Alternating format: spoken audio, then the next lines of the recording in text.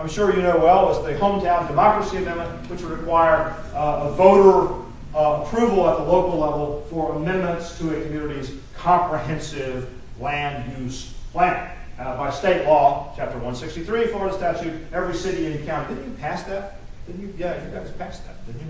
Comprehensive, or the Comprehensive Planning Act, the Growth Management Act of 1985. That's it. Right. Yeah.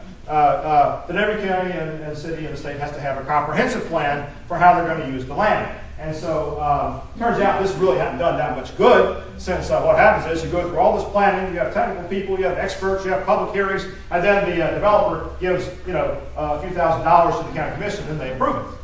That's how the planning process works in Florida. So, this would require an election, and again, apparently this is the most horrible idea in the history of the human race, that voters would actually have a say.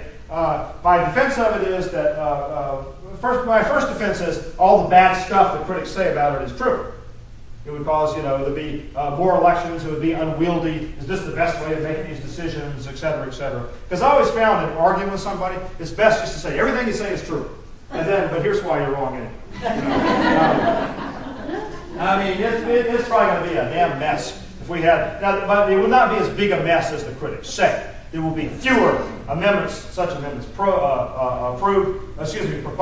More developers would try to comport their plans with the existing land use patterns, and I don't think it would be as horrible a thing. But even then, the local governments and the business community of Florida are horrified at this and are trying as hard as they can to figure out how to get around it. They tried to sue, they couldn't, they didn't succeed there. Therefore, and so I just recently wrote about the fact the city of St. Petersburg, that hotbed of innovation, has actually come up with a scheme that even I have to admit is very clever, which is they have created a fake map of the city. Well, all right, it's a real map of the city.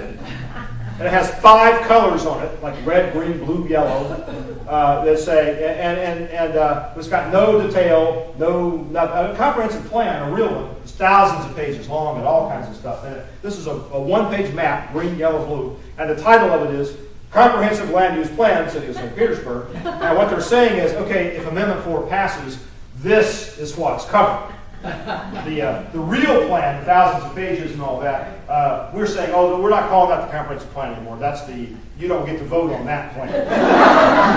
This is the fake map. And I have to admit, this is very clever. Although I think that if it holds up in court, this gives us the government the power, once and for all, to nullify and neutralize any citizen petition to the Constitution simply by renaming the thing that is to be addressed by the we say, all right, we have to have, every police department in Florida has to do X, then by this reasoning, the city council could simply say, okay, we're renaming it the Public Safety Department, and therefore we don't have to do it anymore because it's not the police department. Amendments 5 and 6, as you well know, are the citizen petition-sponsored fair districts amendments. And again, I would say that all the bad stuff the critics say about it is all true. Okay? I think there'll be more